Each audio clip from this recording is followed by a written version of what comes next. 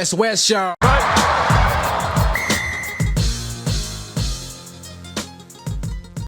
I touched on it briefly before. I think it was once they changed those eligibility rules, it made players to start considering, like, their financial afterlife in terms of after their career.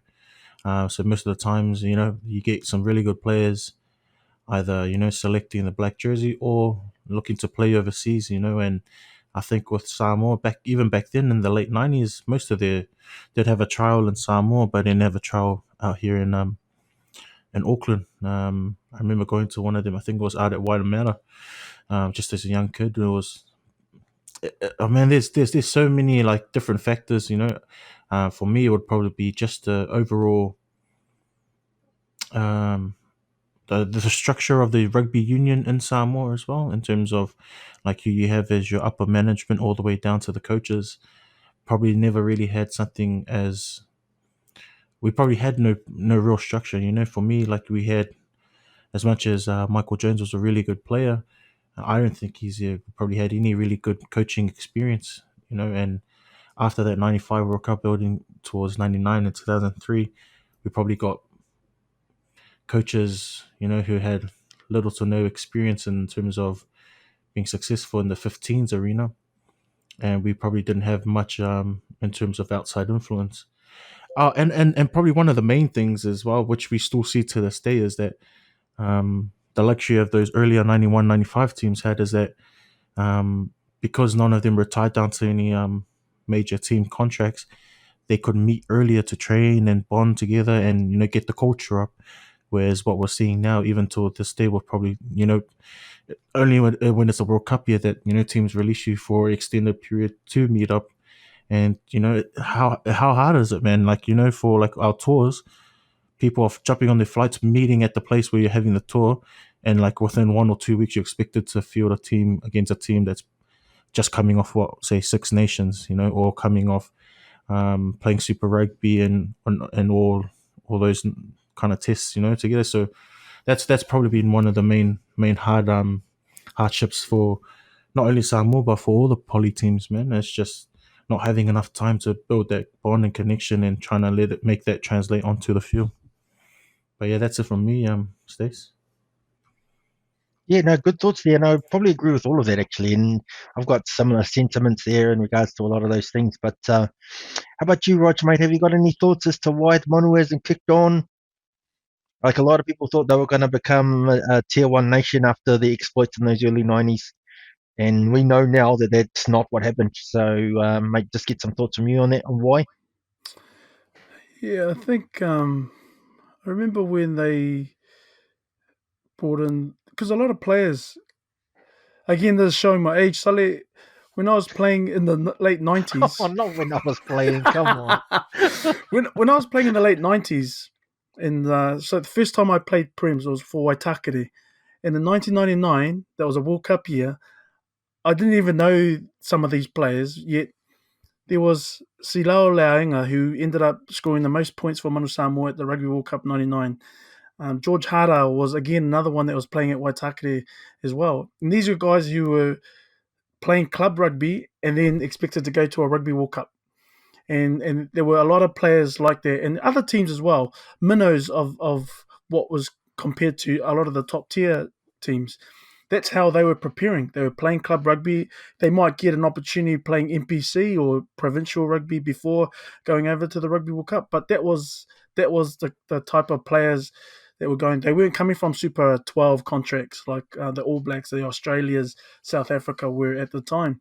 They were players that were being garnered from Super Rugby, sporadic for Manu Samoa, but majority were just coming from club rugby and overseas as well. The Trivaliotas having to choose between club and rugby, club and country, because that was the contract. If they were told, and whether this is off record or on record, in clauses in their contract, they can't play for their country while they are, because if they do play for their country, they're not going to get paid because their contract was to play for their club wherever that would be, in Italy, France, or England. And so those were the challenges. And so we didn't really understand what was happening because we could only see, well, why don't they want to play for their country, and yet they're having to put up face the dilemma of, if we go, then there's no, I can't provide for my family if I do play for my country as much as they want to play for their countries. And a lot of these players have come out since and said the challenges that they faced and the challenges that some Pacific Island players still face in European clubs, because they've been put up with, club or country. And so whether they've now been able to factor those into their contracts, who knows? But even Census Johnson was in the last World Cup was still having to um, face that kind of a challenge. And so he was playing in France and allegedly had resigned from international rugby, and yet then turns up playing for Samoa in at the last minute, and that jeopardised his contract back in France. But he wasn't going to deal with that until post the World Cup. So if that's still happening for our players, in the late 2000s, 2010s, then there's something systematic that's wrong, and there's something where World Rugby's got to step in. Have they stepped in? We don't know. They started the Pacific Island Alliance. Pacific Island, what was the R for? Yeah, they started that in 2002 or 2004. Peter Schuster says 2004, and then another place says 2002. And they got how many tours out of that? It was meant to be something between Fiji, Tonga, the Cook Islands, and Samoa that it was meant to be something to garner revenue for respective individual nations. However, we know how that turned out. They only had a few tours: 2004, 2006, and 2008, I believe. It was meant to. I think the idea was World Rugby wanted, or IRB at the time, wanted it to be every 4 years, similar to the British and Irish Lions. However, I think the Pacific Island nations were wanting it to be every 2 years, and their reason was because to gain finances, get support, sponsorship support, so that they can finance not only the Pacific Island rugby team, but also their individual unions back in the islands. But I think because of the revenue, Peter Schuster pulled Samoa out in 2009, and so it sort of fell. And I think the best thing to come out of the Pacific Island Rugby Alliance was, probably Sione Lawaki and Sitivini Sivivatu becoming All Blacks out of that 2004 tour. As well as, obviously some of these players that played for that Pacific Island, not necessarily getting the opportunity to play alongside some of the Pacific Island country men, but that's something that they will, just like it is for British and Irish. You normally play for your Scotlands or your Irelands and Englands, but then to come together and be able to play in that special team is something that is lost, and we only wish that because that was the next best thing for our PI players that there was, without any Super Rugby exposure. And if you weren't a Brian Lima and a Fato So'oialo, To'ovaenga Stephen Bishop, then you had to go abroad to play.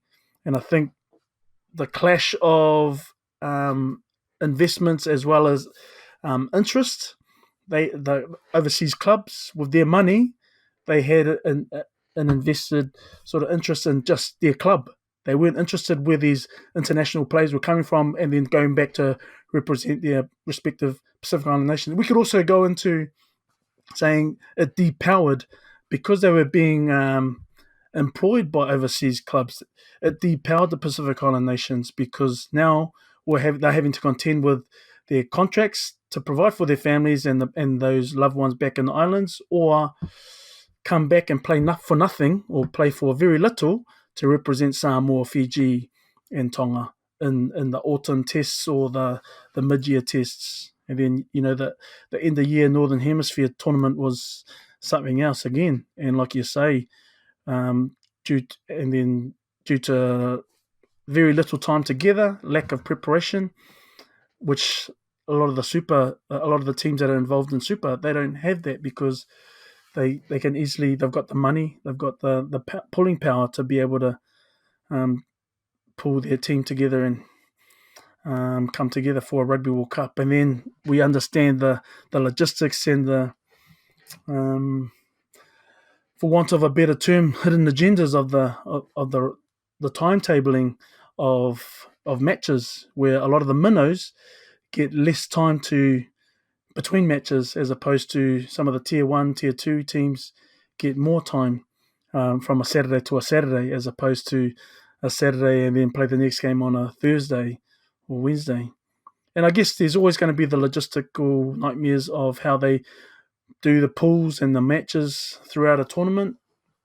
But I think everyone's just asking for a fair shake and for enough time to recover from the last match, where we do see a lot of the time it favours the tier one teams. Yes, they so. I think all I got from what Roger was saying is that if it wasn't for the Pacific Islands, playing at the Chiefs would have never made Sione Lawaki to ever make the All Blacks. Yeah. Thanks, Rog, for your biased one-sidedness. Yeah. No.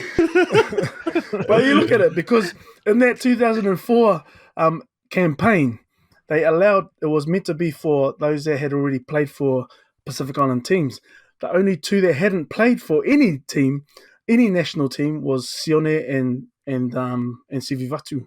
But then every other campaign thereafter, they had to be players who had represented Fiji, Samoa, Tonga, or another island nation like the Cooks. So yeah, it was interesting how that one played out. But obviously, Sione Lawaki and Sivivatu, they deserve to be All Blacks, but they shouldn't have. I feel that they shouldn't have used the the Pacific Islands team for that purpose. But that's how the story panned out. Yeah. Yeah, it's no doubt that since the game's gone professional, the clubs have got more power because they've got more money, and then that's created, this massive disparity between the haves and the have-nots. And Dan Leo, a former Manu Samoa player, he's doing some great stuff with those Oceans Apart documentary and those little short movies that he's pulling out, where you can really see the disparity and some of the issues facing a lot of the Polynesian players, and that, which touches on back to what you've been mentioning, Rog, how they've been torn between club and country, and they're basically playing for nothing when they represent their countries, and that's where they're struggling a little bit.